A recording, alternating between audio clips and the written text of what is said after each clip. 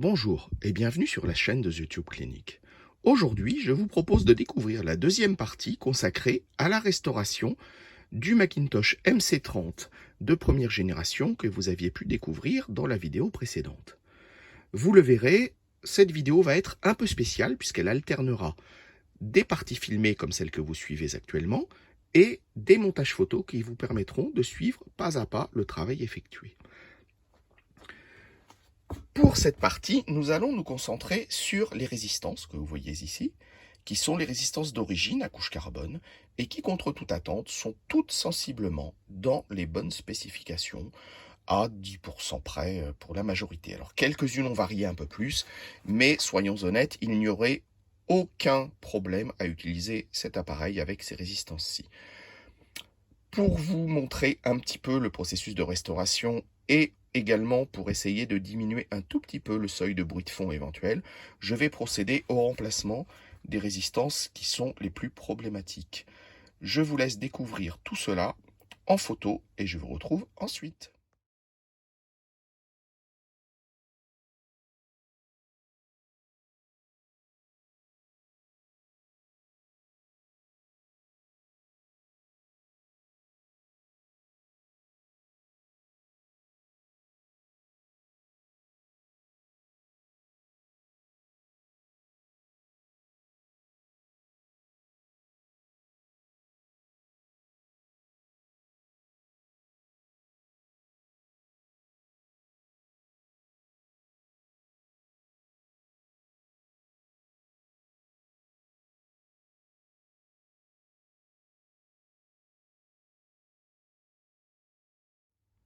À ce stade de la restauration, après le remplacement des résistances, j'ai délibérément fait le choix de papier huilé et téflon de façon à garder une signature sonore plutôt chaude, un peu conforme, si on peut dire, à ce que donnaient les appareils d'origine. J'en ai également CAPA d'origine qui permettent la comparaison. Il existe bien entendu d'autres façons de restaurer les MC30. Parfois, je les restaure avec des CAPA plus modernes pour un son peut-être plus contemporain, enfin du moins plus proche de ce qu'on attend d'un ampli plus récent. J'ai délibérément fait ce choix parce que je pense associer ces amplis avec des cabasses CA4 des années 50 qui s'accommoderont très très bien d'une certaine, on va dire, rondeur dans le bas et dans le médium. Donc ben voilà, c'est aussi une expérience que je réalise ici. Je jugerai ensuite lors des écoutes et je ne m'interdis pas de revenir à un choix de capa différent. Cependant, voilà, ce sera pour l'instant mon choix.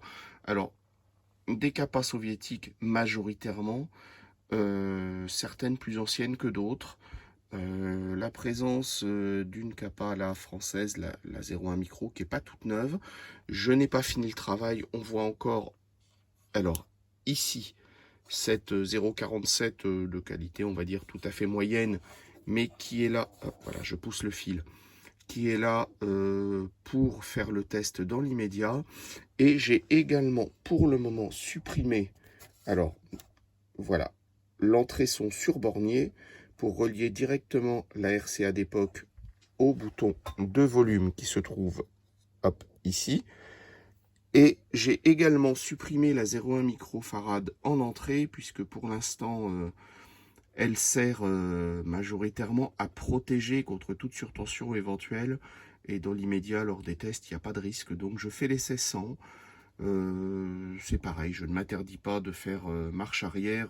Il faut que je regarde un peu le schéma et que j'écoute surtout, puisque, bon, soyons honnêtes, hein, en hi-fi, et c'est mon opinion, je la défends, la technique c'est très bien, les mesures sont indispensables à avoir quelque chose d'à peu près cohérent et de surtout rationnel et cartésien.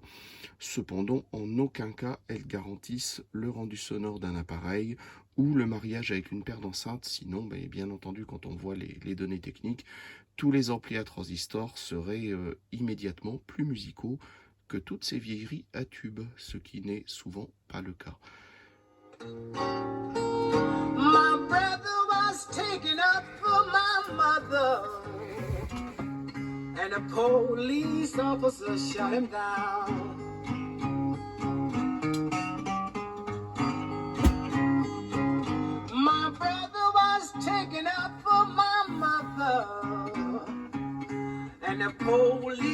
officer shot him down.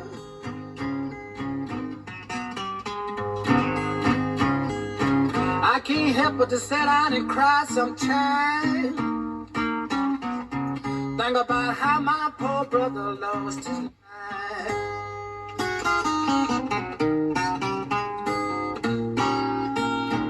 La restauration de ce Macintosh est en train de se terminer. Il reste encore quelques condensateurs basse tension, 7 CAPA ici de 0,47 micros qui d'origine sur le schéma est isolé à 200 volts et qui n'est pas encore arrivé, ainsi que le condensateur multisection d'alimentation en bouteille aluminium qui n'est pas arrivé non plus. Donc pour le moment, le MC30 fonctionne encore sur ces petites CAPA qui non seulement ne sont pas aux bonnes valeurs, mais surtout n'ont pas la bonne tension de service. Elles ont une tension de service de 450 volts, un tout petit peu faible. Donc pour un usage atelier, eh bien ça va. Mais cependant, il ne faudrait pas s'en servir au quotidien comme ça. Et ce MC30 va vite retrouver sa capa bouteille aluminium aux bonnes valeurs et surtout aux bonnes tensions. Remarquons ici, voilà, le retour de la capacité d'entrée de 0,1 micro. Et de l'autre côté, on va l'apercevoir, je le tourne. Voilà, une partie des résistances changées, ainsi que la diode qui génère la polarisation. Il restera, voilà, vous voyez la petite résistance de 3,3 kg ici, qu'il sera à changer pour donner la bonne tension de polarisation, pour affiner la tension de polarisation. Ce n'est pas encore fait. Voilà, mais heureusement, pour ce faire, nous avons de la chance, puisque les schémas d'époque, et chez Macintosh particulièrement, voilà, on le voit ici, fournissent les tensions nécessaires aux endroits primordiaux du circuit. Alors, sur les tubes de puissance, le premier et le second, on voit bien qu'il faut moins 45 volts de polarisation et 445 volts de haute tension. Au passage, on peut remarquer deux choses. Alors, tout d'abord, ce transformateur de sortie si spécifique qui permet cet usage de la classe B et ce son typique de chez Macintosh, cela rend bien entendu toute copie de Macintosh très compliquée. Il faudrait refaire le même transformateur, ce serait compliqué et très cher. Et aussi, voilà, je vous laisse regarder, output 1614, donc pas des 6L6GC comme il y a sur cet appareil actuellement, mais des 1614, des 1614, qui sont des versions primitives de la 6L6 métal qui existait dans les années 40, des versions renforcées de la 6L6 d'origine, présente essentiellement, d'ailleurs principalement, je pense, aux États-Unis. Donc, voilà, au besoin d'illustration, hop, voici une 1614. Vous voyez, donc, tube métal qui, normalement, va sur cet appareil. Voilà. Au passage, on va retourner l'appareil. Hop, voilà, il restera bien entendu, alors, oups, le téléphone, un petit peu compliqué quand on n'a que deux mains, voilà. Donc, il restera bien entendu les tubes à changer. Au passage, on peut remarquer, si vous vous souvenez de la première vidéo, cet appareil avait à la place de cette 12AX7, 7 plaques de métal, alors là je ne la mets pas en entier, mais voilà, qui étaient installées ici.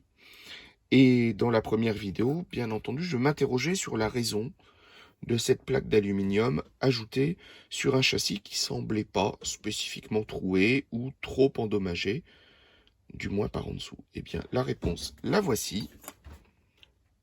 Voilà. Ce châssis a pris un sacré choc à cet endroit-là, dans sa vie mouvementée, puisque c'est manifestement un appareil qui a quand même vu beaucoup d'utilisation et pas forcément très soigneuse, manifestement. Et donc, voilà, les précédents propriétaires avaient mis cette plaque d'aluminium pour cacher ce choc et ce manque de chrome. Moi, sincèrement, je l'ai retirée et elle va parvenir. Elle ne reviendra pas, cette plaque d'aluminium, puisque on peut voir ici qu'elle passait sous la redresseuse et qu'elle soulevait un peu celle-ci, donc pas idéal.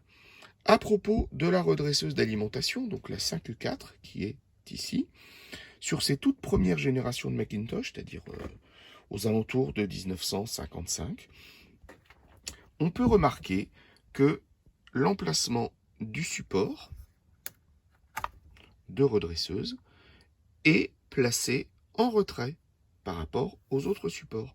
Ce n'est plus le cas sur les Macintosh plus récents, sur les MC30 plus récents, et cela pose un souci si l'on veut changer la redresseuse.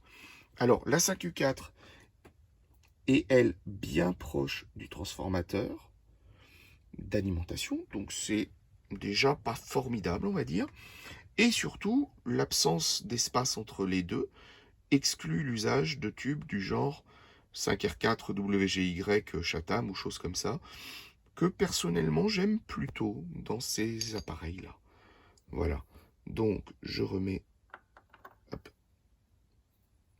mon ECC83, voilà, et on peut donc faire donner de la voix un petit peu à ce Macintosh.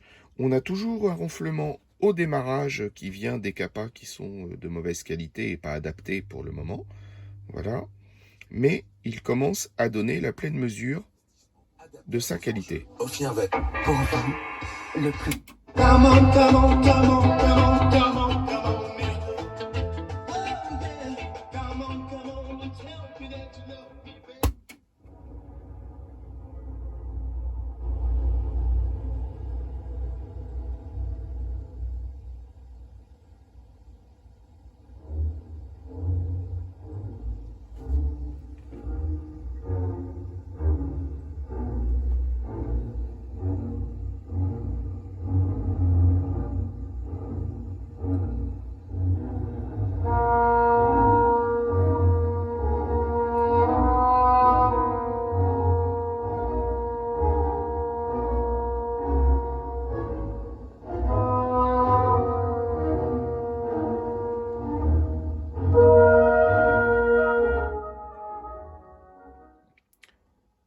Donc voilà, ce Macintosh commence à sonner tout à fait convenablement. Quelques petites précisions encore. Bien entendu, il faudra changer les tubes. Je ne sais pas si vous l'entendrez sur la vidéo, mais manifestement, un des tubes de l'étage d'entrée fait des siennes et il reste un souffle crachouillis qui disparaîtra avec une remise à neuf des tubes. Et autre particularité, je l'avais signalé dans la première vidéo, me semble-t-il, des Macintosh de première génération, le bornier haut-parleur et entrée sur plaquette plate en bakélite.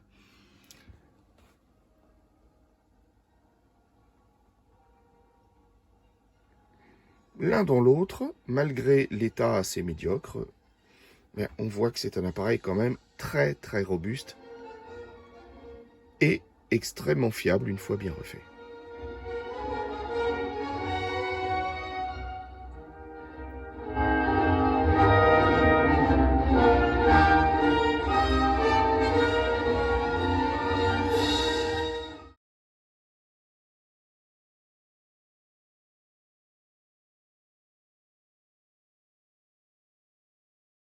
Heaven, I'm in heaven, and my heart beats so that I can hardly speak, and I seem to find the happiness I seek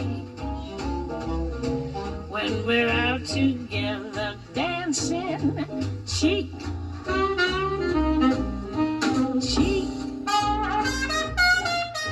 to cheek.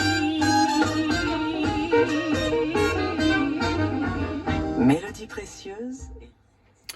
La restauration de ce Macintosh touche à sa fin, et c'est surtout la fin de cette deuxième vidéo à propos de cet ampli. Comme vous pouvez le constater, Il a retrouvé ses 16-14 en puissance. Pour l'instant, une paire un petit peu disparate. Mais nous verrons dans une troisième partie, et qui sera la partie finale, eh bien, le changement des tubes, la fin de leur restauration, la capacité multisection bouteille d'alimentation, le choix des tubes également. Je donnerai quelques conseils sur les tubes qui, à mon sens, sonnent le mieux sur ce type d'ampli. Et puis, nous pourrons ensuite parler du mariage de cet ampli avec diverses enceintes et de ses qualités et aussi de ses défauts, faut bien l'admettre, puisque aucun ampli n'est parfait. Entre-temps, n'oubliez pas de vous abonner à notre chaîne The Tube Clinic et de cliquer sur la petite cloche pour être averti par notification des dernières parutions. Je vous souhaite une belle journée et je vous dis à très bientôt sur The Tube Clinic.